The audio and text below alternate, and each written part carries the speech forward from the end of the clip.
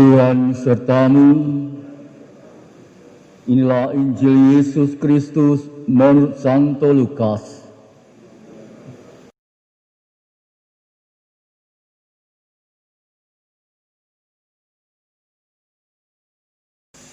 Yesus berkeliling dari kota ke kota dan dari desa ke desa memberitakan Injil Kerajaan Allah. Kedua-belas murid menyertai dia dan juga beberapa wanita yang telah disembuhkannya dari roh-roh jahat serta berbagai macam penyakit selalu menyertai dia.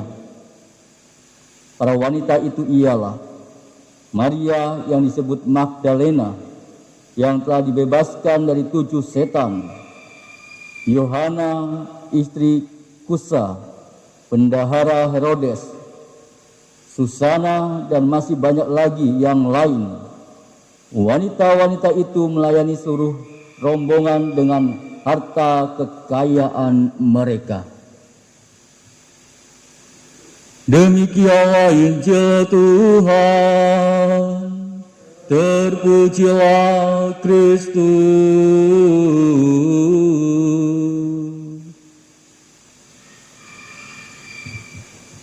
Saudara-saudariku yang terkasih dalam Tuhan kita Yesus Kristus, kalau kita mendengarkan Injil hari ini, orang-orang yang ikut terlibat dalam perjalanan Yesus bukan saja hanya ke-12 murid, namun ada beberapa kelompok lain termasuk pada perempuan yang ikut melayani Yesus dan juga rombongan. Kelompok lain misalnya kelompok 70 dan orang banyak. Mereka adalah orang-orang yang berada di sekitar Yesus selama perjalanan dan juga pelayanan Yesus. Para murid dengan kekuasaannya masing-masing menjadi pendamping Yesus. Demikian juga dengan para pemimpin dalam perikop ini. Mereka melayani Yesus dan rombongan dengan kekasan mereka. Bahkan dikatakan pada bagian akhir bahwa mereka melayani rombongan dengan kekayaan mereka. Konteks ini adalah Yesus yang berkeliling ke kota dan desa untuk memberitakan Injil Kerajaan Allah.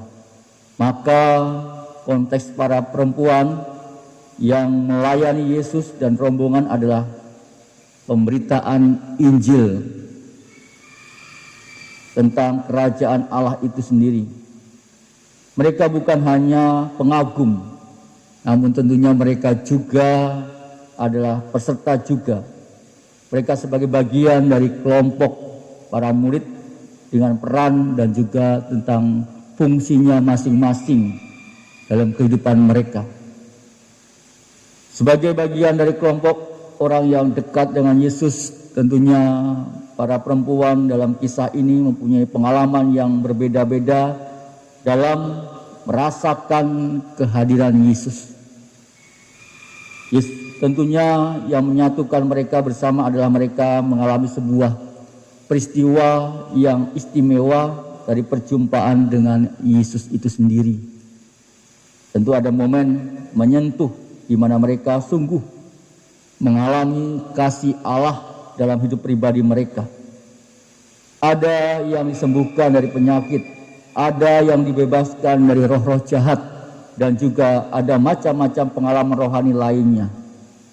Dari pengalaman itulah yang membuat mereka akhirnya tergerak dan terpanggil untuk mau melayani Yesus dan rombongannya, bahkan dengan apa yang mereka punyai dalam hidupnya. Saudara yang terkasih, dalam Injil hari ini apa yang bisa kita pelajari dalam hidup kita? Yang pertama tentunya kita bisa belajar bahwa di dalam kehidupan menggereja, tentunya setiap anggota itu mempunyai tugas dan peranan masing-masing.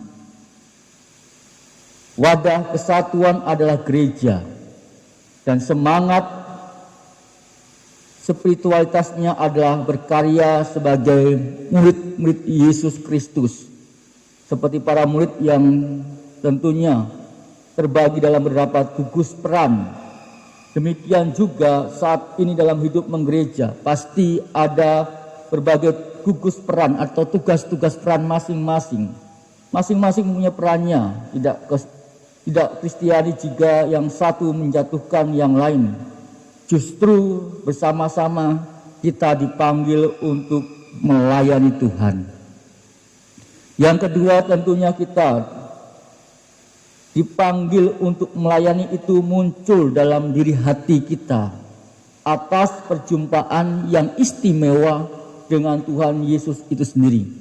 Maka tentunya jika melayani karena popularitas, melayani itu tidak akan total, akan mendapat banyak kekecewaan. Tentu perjumpaan ini merupakan perjumpaan yang personal, perjumpaan yang pribadi dalam hidup kita. Bagaimana ketika kita menyentuh hati Yesus dalam perjumpaan hidup kita, atau perjumpaan melalui pribadi tertentu yang sampai pada pengalaman akan Tuhan yang begitu baik dan begitu menyembuhkan hati kita. Dan yang ketiga, tentunya dalam posisi kita saat ini sebagai pendengar, pengagum, atau peserta dalam pelayanan kepada Tuhan. Ini menjadi pertanyaan kita masing-masing. Seperti para murid dan para perempuan, kita dipanggil untuk bisa melayani Tuhan melalui orang-orang yang kita jumpai.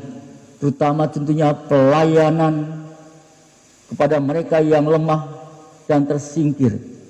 Melayani Tuhan dan juga rombongan dalam konteks saat ini adalah melayani Yesus yang hadir dalam rombongan harkat martabat pribadi manusia, serta juga menjaga alam ciptaannya, sehingga kita pun akhirnya bisa berperan aktif bersama dengan Yesus dalam hidup kita, dalam pelayanan-pelayanan kita hidup sehari-hari.